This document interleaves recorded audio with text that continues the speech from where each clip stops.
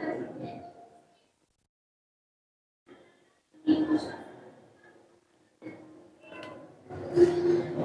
नमस्कार दोस्तों, सरकारी तैयारी में आपका स्वागत है। आज हम लोग देखेंगे सोर्स ऑफ लॉ। तो देखिए, सोर्स ऑफ लॉ में लेजिस्लेशन होता है, प्रेसिडेंट होता है, कस्टम होता है, ओपिनियन ऑफ ज्यूरिस्ट, कॉन्स्टिट्यूशन और ट्रीटी होता है। ठीक है, तो लेजिस्लेशन क्या होता है? तो legislation is a process to form the law. Legislation जो वर्ड है लेजिस और लैटम से मिलकर बना है। लेजिस मतलब लॉ होता है और लैटम मीन्स होता है मेकिंग। तो लेजिस्लेशन जो वर्ड है वो लेजिस और लैटम से मिलकर बना है, जिसका मतलब होता है मेकिंग ऑफ लॉ।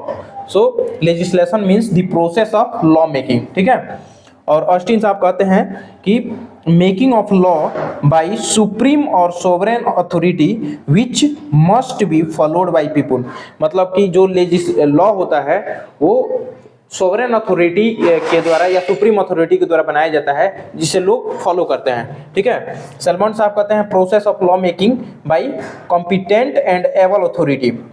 सलमान साहब कहते हैं कि process of law making, legislation जो है वो प्रोसेस ऑफ लॉ मेकिंग है, जिसको जो कि कॉम्पिटेंट और एबल अथॉरिटी द्वारा बनाया जाता है। ठीक है, उसके बाद से आता है प्रेसिडेंट। तो प्रेसिडेंट क्या है? तो ये जुडिशियल प्रेसिडेंट है, मतलब जजों के द्वारा जो कोई भी कानून होता है, जैसे अगर रिक्वायरमेंट होता है और सरकार उसे नहीं बना पाती है, तो वो एक जजमेंट के द्वारा, वो अपना जजमेंट के द्वारा बता देते हैं कि ऐसे ऐसे इसमें ये प्रोसीजर फॉलो होगा, अगर उस पर कानून नहीं है तो। ठीक है, अब जैसे अगर कोई सरकार कानून भी बनाती है, जो कि अगर देखता है कि जो जज देखते हैं कि अगर ये सोशल वेलफेयर में नहीं है तो उसको वो रद्द कर देते हैं। ठीक है, तो जैसे इसी प्रकार से 2018 में एक केस आया था। 2018 में Joseph versus Indian union of India में, जिसमें सुप्रीम कोर्ट ने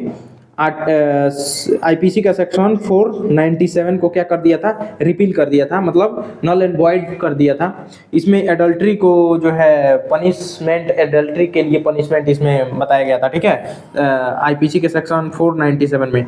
तो 2018 में जो है सुप्रीम कोर्ट ने उसको अनकॉन्स्टिट्यूशनल बताया था। तो इसी प्रकार से जो है प्रेसिडेंट मतलब जुडिशियल प्रेसिडेंट होता है, जिसमें जज के जो भी निर्णय होते हैं वो एक कानून का रूप ले लेते हैं। मतलब आने वाले समय में जो भी निर्णय होंगे, अगर उससे मतलब जो भी पीछे निर्णय हुए हैं और आने वाले समय में उसी केस के बिहाफ पे अगर कोई केस आता है, उसी केस से रिलेटेड अगर कोई केस आता है, तो पीछे जो जजमेंट दे दिया गया है उसी बिहाफ पे जजमेंट दिया जाता है।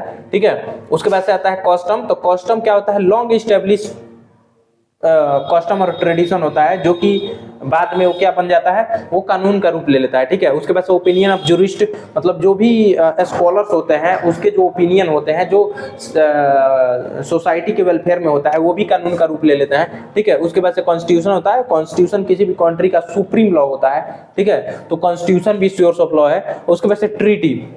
तो ट्रीटी क्या है? तो एग्रीमेंट बिटवीन 2 और मोर नेशंस, मतलब 2 या 2 से अधिक राष्ट्रों के बीच अगर कोई एग्रीमेंट होता है तो वो एग्रीमेंट भी लॉ का रूप ले लेता है। तो ये सब था। ठीक है, तो प्रेसिडेंट और कस्टम को डिटेल में हम नेक्स्ट वीडियो में देखेंगे। तो आज के लिए इतना ही। और अगर वीडियो अच्छा लगे तो please like, subscribe and share. Thank you.